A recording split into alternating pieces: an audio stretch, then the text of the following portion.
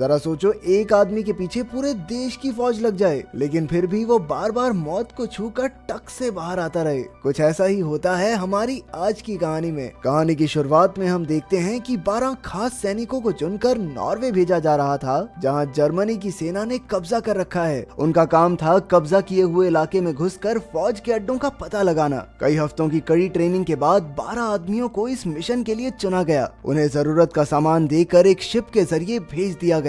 German सैनिकों ने उन्हें दूर से ही पहचान लिया और उनके जहाज को तबाह कर दिया। उन्होंने 11 फौजियों को तो बंदी बना लिया, लेकिन एक आदमी जान बालश्रुड छिपने में कामयाब रहा। कुछ ही देर में जब वो भागा तो सैनिकों ने उसे देख लिया। उन्होंने उस पर काफी गोलियां बरसाई, जिनमें से एक जान के पैर में लग गई। उसके बहते खून का पीछा करके जर्मन्स उसे ढूंढने लगे, लेकिन जान जैसे तैसे उनकी नजर से बच निकला। कई घंटे लगातार दौड़ने के बाद वो रात को एक तालाब किनारे पहुंचा। कड़ाके की ठंड पड़ रही थी और वो जानता था कि अगर जल्द ही उसे कोई ठिकाना नहीं मिला तो ठंड की वजह से वो मारा जाएगा। लेकिन सैनिकों से बचने के लिए वो बर्फीले पानी में घुस गया और तैरने लगा। कुछ ही पलों में सैनिक अपनी बंदूकें और टॉर्च लेकर उसे ढूंढने लगे। उन्होंने पूरा इलाका छान मारा, लेकिन उन्हें कोई भगौड़ा नहीं मिला। आखिरकार जनरल ने हिसाब लगाया कि जान जरूर बर्फीले तालाब में मर गया होगा और अपने सैनिकों के साथ वापस लौट आया। बाद में एक बहुत बड़ा नाज़ी अफसर कर्ट स्टेज उन 12 कैदियों से पूछताछ करने आया। जब उसे वहाँ सिर्फ 11 ही कैदी मिले तो उसने 12वें कैदी के बारे में पूछा।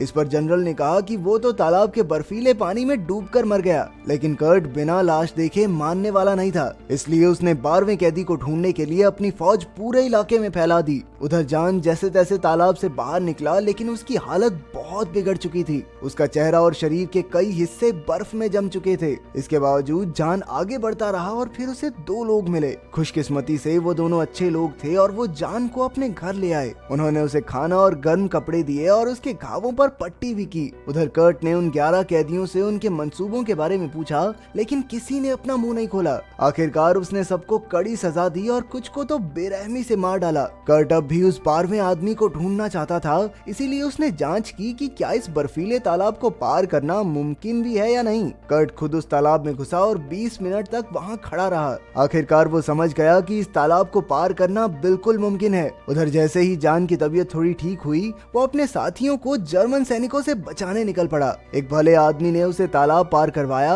और जान भटकता हुआ एक बूढ़ी औरत के घर तक आ गया। जल्द ही वो दोनों अच्छे दोस्त बन गए। उस बूढ़ी औरत ने उसके पैर पर पट्टी की और एक आदमी का पता दिया जो उसकी मदद कर सकता है। कुछ देर बाद जान वहाँ से निकल आया। अब वो एक ऐसी जगह पहुंच गया था जहां दूर दूर तक बर्फ के अलावा और कुछ भी नहीं था, लेकिन वो फिर भी अपने दोस्तों को बचाने के लिए चलता रहा। आखिरकार शाम को वो उस पते तक पहुंच गया। वहाँ एक जवान दंपति जोड़ा अपनी बेटी के साथ रहता था। जान ने उन्हें अपनी कहानी बताई और उन्होंने उसे रहने के लिए जगह और खाने को अच्छा खाना दिया। फिर एक दिन जान को एक बहुत बुरी खबर मिली। उस औरत की एक दोस्त एक हॉस्पिटल में नर्स है जहाँ जान के साथियों को रखा गया था। उन बेचारों के साथ इतना बुरा बर्ताव हुआ था कि कुछ तो पागल हो गए और कुछ मर गए। अपने दोस्तों की इतनी बुरी हालत देखकर जान अंदर से टूट गया। वो एक भारी मन से समझ गया कि वो अब अपने दोस्तों को बचाने के लिए कुछ नहीं कर सकता। अब उसने फैसला किया कि वो फौज के ठिकानों की खुफिया जानकारी के साथ स्वीडन जाएगा, ताकि इस जानकारी के जरिए अंग्रेज जर्मन सैनिकों को उसके देश से खदेड़ दें। उधर कर्ट को उन 11 कैदियों से कोई जानकारी नहीं मिली, इसीलिए उसने उन सबको गोलियों से उड़ा दिया। बाद में एक ऑफिसर ने उसे बताया कि उन्होंने एक एक घर की तलाशी ली, लेकिन 12वां आदमी नहीं मिला। उसने सलाह दी कि उन्हें रिपोर्ट में लिख देना चाहिए कि 12 दुश्मनों को मार दिया है, लेकिन कर्ट ने कहा कि वो हिटलर को कोई ऐसी जानकारी नहीं दे सकता जिस पर उसे पूरी तरह विश्वास न हो। उधर जान एक मछुआरे के घर पहुंचा जो उसे अपनी कश्ती से उसे रास्ते तक ले गया। रास्ते में मछुआरे ने उसे एक अखबार दिखाया जिसमें लिखा था कि कर्ट हिटलर का सबसे खतरनाक जनरल है। उसने आज तक एक भी भगौड़े को जिंदा नहीं छोड़ा और अब उसका अगला निशाना जान है। आखिरकार कश्ती किनारे पर पहुंची और मछुआरे ने उसे कुछ खाना और स्की सेट दिया। जान ने वो स्की सेट पहना और अपना सफर जारी रखा। वो घने जंगलों और ऊंचे पहाड़ों को पार करके एक छोटे गांव तक पहुंचा। बदकिस्मती से वहां पहले ही कुछ जर्मन सैनिक मौजूद थे और कर्ट उनमें से एक था। जैसे ही जान उनके पास से गुजरा वो फिसल कर गिर गया। फिर कर्ट उसके पास आया और उसकी आंखों में देखने लगा। लग रहा था मानो अब जान का पकड़े जाना तय है, लेकिन कर्ट ने उसके गिरने का मजाक उड़ाया और उसे जाने दिया।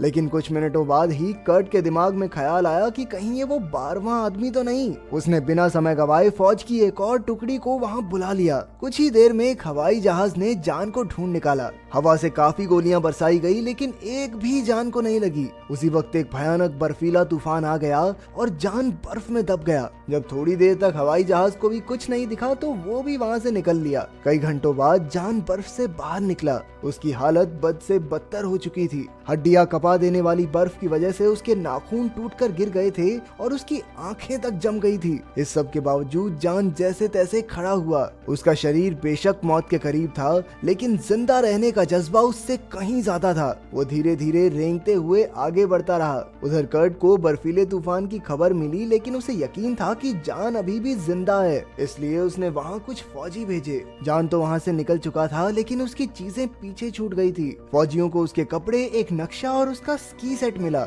जब कर्ट को इसकी खबर मिली तो उसने पूरे इलाके को छान मारने के ऑर्डर्स दिए। उन्होंने ऐलान किया कि जो भी जान की मदद करेगा वो अपनी जान से हाथ धो बैठेगा। उधर जान मौत की कगार पर था जब मैरियस और गुडरन नाम के भाई बहन ने उसकी मदद की। उन्होंने उसके जख्मों पर मरहम लगाई और छुपने को जगह दी। एक हफ्ते बाद जान की हालत सुधरी और उसने जाने का फैसला किया, लेकिन वो अब भी चल नहीं पा रहा था। इसलिए वो भाई बहन कुछ लोगों की मदद से उसे एक खाट पर डालकर पास की झोपड़ी में छोड़ आए। यहाँ जान को कुछ दिन तक अकेले रहना होगा जब तक माहौल ठीक होने पर कोई उसे लेने नहीं आ जाता। पहले कुछ दिन तो आराम से गुजरे लेकिन फिर उसकी दिमागी हालत बिगड़ने लगी। उसे बार बार सपने आते कि जर्मन फौजियों ने उसे ढूंढ निकाला और उस पर हमला करने वाले हैं। एक दिन उसने देखा कि उसके पैर की कुछ उंगलियां गलना शुरू हो गई थी। अगर जल्द इसका इलाज नहीं किया गया तो ये पूरे शरीर में फैल जाएगा। आखिरकार जान ने एक बहुत मुश्किल कदम उठाया। उसने एक चाकू से अपने पैर की गली हुई उंगलियां काट डाली जिससे उसे जबरदस्त दर्द हुआ, लेकिन इस फैसले की वजह से उसकी जान बच गई।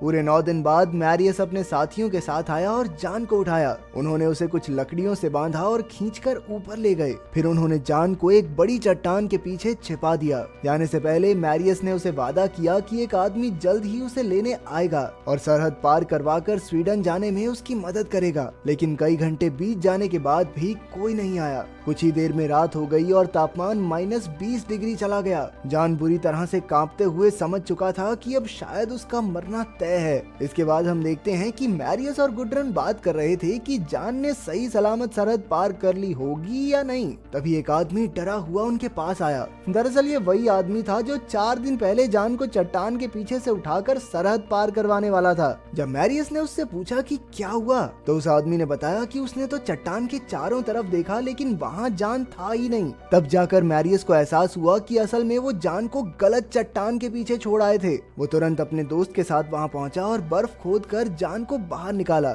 जान के शरीर में कोई हलचल नहीं थी लेकिन जल्द ही वो हिलने लगा। इतने दिन खाने और पानी के बिना भी वो बर्फ के नीचे किसी तरह जिंदा था। फिर मैरियस ने उसे गर्म सूप पिलाया और थोड़ी देर बाद कुछ आदमी आकर जान को अपने साथ ले गए। वो कई घंटों तक आगे बढ़ते रहे लेकिन अब जान काफी कमजोर हो चुका था, इसलिए उन्हें गुफा में रुकना पड़ा। जान को डर था कि कहीं जर्मन सैनिक उन तक पहुंच न जाएं, लेकिन उन आदमियों के सरदार ने कहा कि चिंता करने की कोई बात नहीं है, वो एकदम सुरक्षित हैं। इसके बाद उन्होंने जान का ख्याल रखना शुरू किया। जरूरत पड़ने पर वो उसके पैर का गला हुआ हिस्सा काट देते ताकि बीमारी आगे न फैले। इसी तरह 6 दिन बीत गए और जान की तबीयत में कुछ सुधार हुआ, जिसके बाद उन्होंने अपना सफर जारी रखने का फैसला किया। लेकिन इस बार उन्होंने हजारों बारासिंगों का सहारा लिया क्योंकि सरहद के बिल्कुल पास जर्मन सैनिकों का अड्डा था। उनका प्लान था बारासिंगों की भीड़ के बीच जान को सरहद पार करवाना। कुछ ही देर में उन्होंने जान को बारासिंगों के सरदार के साथ लकड़ियों से बांध दिया। इतनी भीड़ देखकर जर्मन सैनिक चौकन्ने हो गए और दूरबीन से जान को ढूंढने लगे, लेकिन जान उन्हें कहीं नहीं दिखा। सब कुछ प्लान के मुताबिक चल रहा था, लेकिन तभी जान की लकड़ियों की रस्सियां टूट गई, जिससे वो बुरी तरह गिर गया। उधर सैनिकों ने भी उसे देख लिया और गोलीबारी शुरू कर दी। जान ने बची खुची हिम्मत जुटाई और एक बहुत बड़े पत्थर के पीछे छिप गया। अब कुछ ही देर में वो पकड़ा जाने वाला था, लेकिन तभी वो बारासिंगा जो उसे खींच रहा था उसके पास आया। उसे देखकर जान की जीने की तमन्ना फिर से जाग उठी और उसने अपनी बंदूक छोड़कर रस्सी अपने हाथ से बांध ली। फिर उसने आसमान में गोली चला दी, जिससे वो बारासिंगा डर गया और अपनी पूरी ताकत से भागने लगा। वो सैनिकों की आंखों के सामने से गोलियों से बचते हुए निकल गए। इसी तरह वो बारासिंगा जान को सरहद पार करा के स्वीडन की धरती तक ले गया। ये अपने आप में किसी करिश्मे से कम नहीं था। जान की खुशी का कोई ठिकाना नहीं था और वो पागलों की तरह नाचने लगा। वहीं जर्मन सैनिक कुछ नहीं कर पाए क्योंकि सरहद के पार का इलाका उनके कब्जे में नहीं था। उन्होंने तुरंत कर्ट को इसकी खबर दी और उसे यकीन ही नहीं हुआ कि वो जिंदगी में पहली बार हार गया। ठीक 3 महीने बाद जॉन स्कॉटलैंड लौट आया। उसके शरीर के जख्म तो भर गए लेकिन मन की चोटें अब भी बहुत गहरी थी। एक दिन वो लड़खड़ाते हुए अपने जनरल के पास गया और अपनी रिपोर्ट थमा दी। उसकी दी गई खुफिया जानकारी से पूरे देश को आजाद करवाया गया। उसे नाज़ियों से बचकर ये खुफिया जानकारी निकालने के लिए एक वॉर हीरो का खिताब मिला।